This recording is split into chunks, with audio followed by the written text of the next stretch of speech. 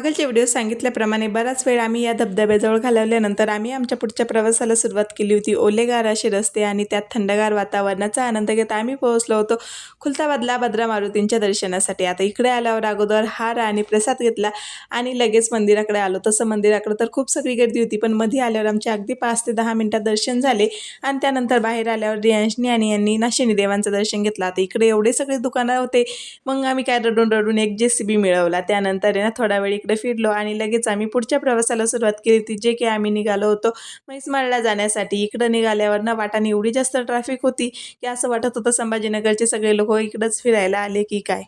आज रस्त्याला सुरुवात केल्यापासून जिकडं पाहावं तिकडं फक्त ट्रॅफिक आणि गर्दी एवढंच सगळं दिसत होतं। फायनली आम्ही पोहोचलो होतो बालाजी टेम्पलला। इकडं आल्यावर पण खूप जास्त गर्दी होती, म्हणून मुख दर्शनाच्या रांगेत लागून दर्शन वगैरे घेतले आणि खूप सगळे व्हिडिओ फोटोज असं सगळं काही आमच्या कॅमेऱ्यात कैद करून घेतलं। इथल्या आठवणी खूप सगळ्या झाल्या होत्या। जेवढं सुंदर होतं इथलं मंदिर तेवढं सुंदर इथलं ना बाहेरचं सुद्धा वातावरण आणि खूप छान असा नजारा इकडून पाहायला मिळत होता। इकडे आल्यावर रियांशला ही कार खेळायची होती, म्हणून 5-10 मिनिटं इकडे थांबलो आणि लगेच आम्ही निघालो होतो गिरजा मातेच्या दर्शनासाठी। अगदी 6-7 वर्षानंतर मी या मंदिरामध्ये येते। छान मातेचं दर्शन घेतलं आणि त्यानंतर लगेच आम्ही आमच्या परतीच्या प्रवासाला सुरुवात केली।